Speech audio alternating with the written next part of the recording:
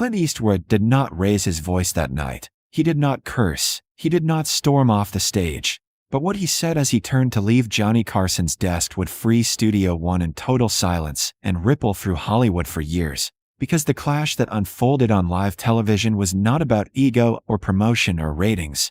It was about a broken promise and a moment Johnny Carson never thought would be challenged on his own stage. And it all began hours earlier on a quiet October afternoon in 1988 when Clint Eastwood arrived at NBC Studios far earlier than scheduled and asked one unsettling question that no one backstage was prepared to answer. It was October 5, 1988, Studio One, Burbank, California. The Tonight Show taping that night was expected to be routine, even celebratory. Clint Eastwood was booked to promote Bird, the jazz biopic critics were calling the most personal film of his career, and Johnny Carson, then in his final years behind the desk, had framed the interview as a rare look at the man beneath the legend. But Clint didn't walk in like a man there to celebrate. He walked in like a man bracing for impact. Stagehands noticed it immediately. The way he didn't linger, didn't smile, didn't joke, the way he nodded politely and kept moving straight to the green room, where he sat alone in a leather chair facing a muted monitor replaying Johnny's monologue rehearsal. A production assistant offered him coffee. Clint declined. A makeup artist asked if he wanted touch-ups. Clint waved her off. He was dressed simply, dark jacket, no flash, no bravado, and his jaw was set in that familiar way fans recognized from his films. Except this time, there was no camera rolling yet, no character to hide behind. 15 minutes later, Clint asked to speak with the segment producer, quietly, privately, and when the producer arrived, Clint asked a single question that made the man hesitate just long enough to be noticed. "You're not running the clip," Clint said. It wasn't phrased as a request. The producer forced a smile and said, "Which clip?" Clint's eyes never left his face. "The outtake," he said. "From the Western. You know the one."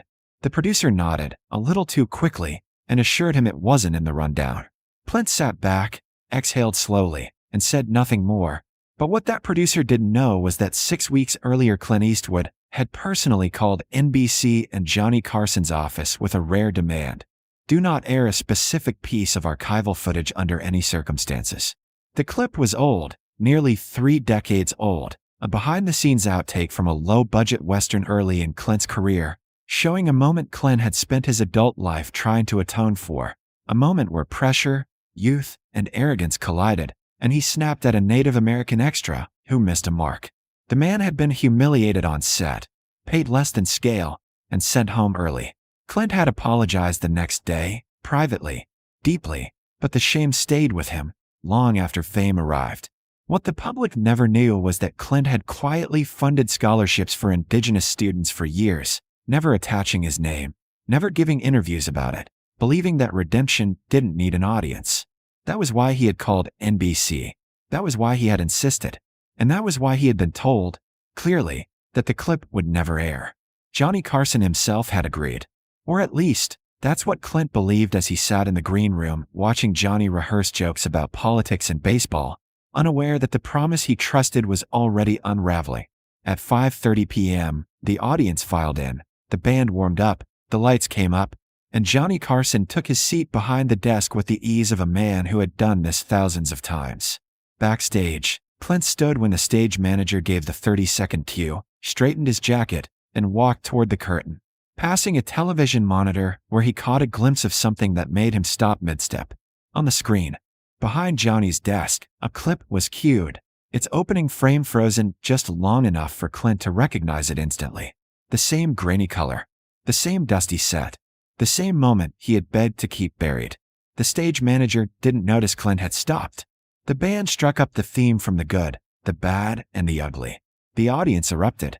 And Clint Eastwood, Hollywood's most controlled presence, stepped through the curtain knowing, in that exact moment, that whatever happened next could not be undone. Johnny stood, smiling, hand extended, the perfect host welcoming a legend, and Clint shook it firmly, looking him in the eye, searching for some sign, some acknowledgement, some silent assurance that this was a misunderstanding. There was none. They sat. Johnny made a few light jokes. The audience laughed. Clint smiled politely, answering questions about directing, about jazz, about vulnerability, playing his role perfectly while his attention stayed locked on the monitor behind Johnny's shoulder. Then Johnny leaned back, shuffled his cards, and said the line that changed everything. "Before we talk about your softer side," Johnny said casually, "let's remind folks where that famous edge came from." The screen flickered to life, and in that instant, as millions of Americans watched and laughed without understanding, Clint Eastwood felt a promise break in real time on live television, setting the stage for a confrontation no one in that studio would ever forget. The clip played longer than Clint expected, not because it was long, but because time stretches when regret is dragged into the light without consent, and as the grainy footage flickered across the studio monitors, the audience responded the way audiences always do when they're unsure what they're seeing. They laughed lightly, nervously, assuming the host wouldn't show them something that crossed a line, assuming this was safe, controlled, part of the show. On screen, a much younger Clint Eastwood snapped at an extra who missed a mark, his voice sharp, impatient, the kind of moment that happens on thousands of sets but is never meant to live forever. And in the studio, Johnny Carson chuckled, leaned back in his chair, and said, "You were intense even back then." A harmless line on paper, but Clint didn't smile, didn't nod, didn't play along. He sat perfectly still, eyes forward, hands resting flat on his knees. And when the clip ended and the applause sputtered out into confused silence, Clint leaned forward just enough for the microphone to catch his voice. "You promised me you wouldn't air that," he said quietly, and the temperature in Studio One dropped instantly. Johnny's smile tightened, the practiced ease flickering for half a second before he recovered and said, "Well, Clint, it's history, and I think people understand everyone has moments." But Clint turned his head slowly, looked directly at Johnny, and replied, "History without context isn't honesty. It's theater." The audience stopped laughing. Ed McMahon shifted in his chair. Somewhere offstage, a producer raised a hand, then lowered it, unsure whether to cut to commercial or let it ride. Johnny tried to steer the conversation back, joking lightly about how directors were known for tempers. But Clint didn't follow, his voice steady, controlled, almost calm in a way that felt dangerous. "That man in the clip had a name," Clint said, still facing Johnny but speaking to the room. "He wasn't a punchline. He wasn't an anecdote. He was working for less than scale, on a set where he already knew he didn't belong." Johnny opened his mouth to respond, then hesitated. Clint continued, "I apologized to him the next day, not because someone told me to, but because I was wrong. I've spent 30 years trying to make sure that moment didn't define either of us." The cameras stayed tight. The audience leaned forward. This wasn't an interview anymore. Johnny finally said, more defensive than he intended, "Clint, no one's putting you on trial here." Clint's eyes narrowed slightly. "Then why does this feel like an ambush?" That was the word that changed everything. Ambush. Johnny bristled. "This is my show," he said, half joking, half territorial, and Clint nodded once. "That's exactly the problem," he replied. There it was.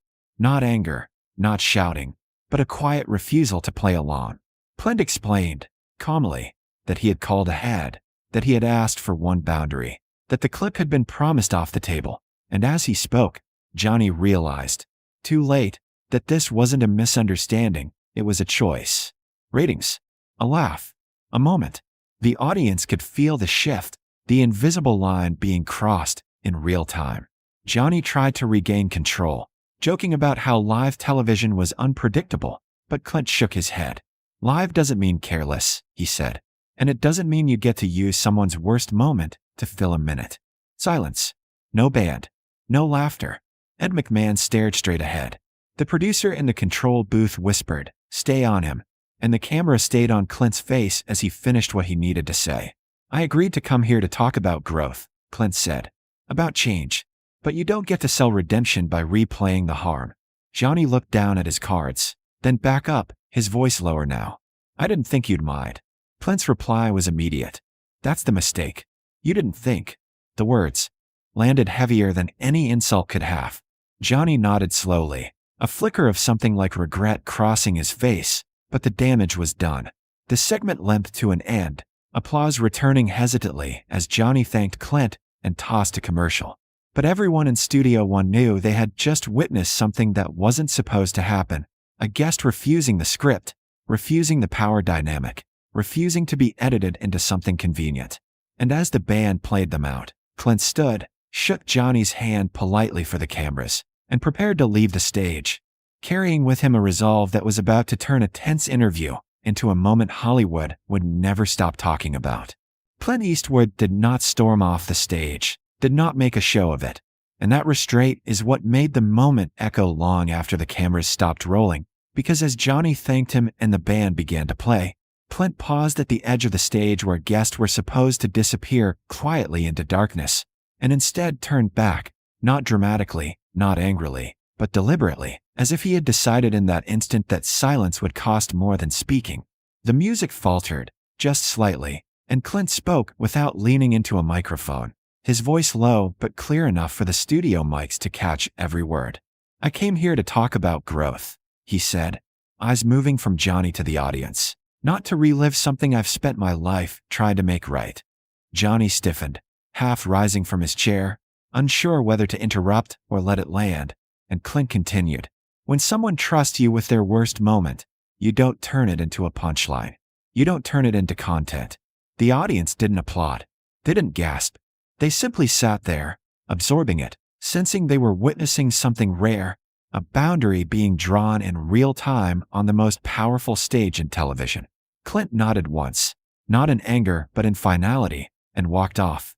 The curtain closed behind him, and the camera lingered on Johnny Carson longer than protocol allowed, capturing a man who had spent decades in total control, realizing, too late, that control had limits.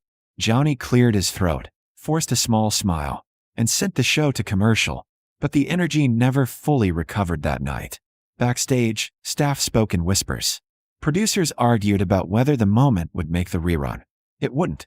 By morning, the clip was already circulating through Hollywood offices on bootleg tapes, not because Clint had raised his voice, but because he hadn't, because he had refused to play the role expected of him. Publicists quietly warned their clients. Agents demanded written approvals. Guests became more guarded. And Johnny, though he never addressed the incident publicly, changed in subtle ways. Fewer surprise clips, fewer ambush moments, more careful conversations. Clint Eastwood never returned to The Tonight Show. When asked years later about the incident, he offered no bitterness, no long explanation, just a simple sentence that said everything. Accountability doesn't need an audience, but betrayal always finds one.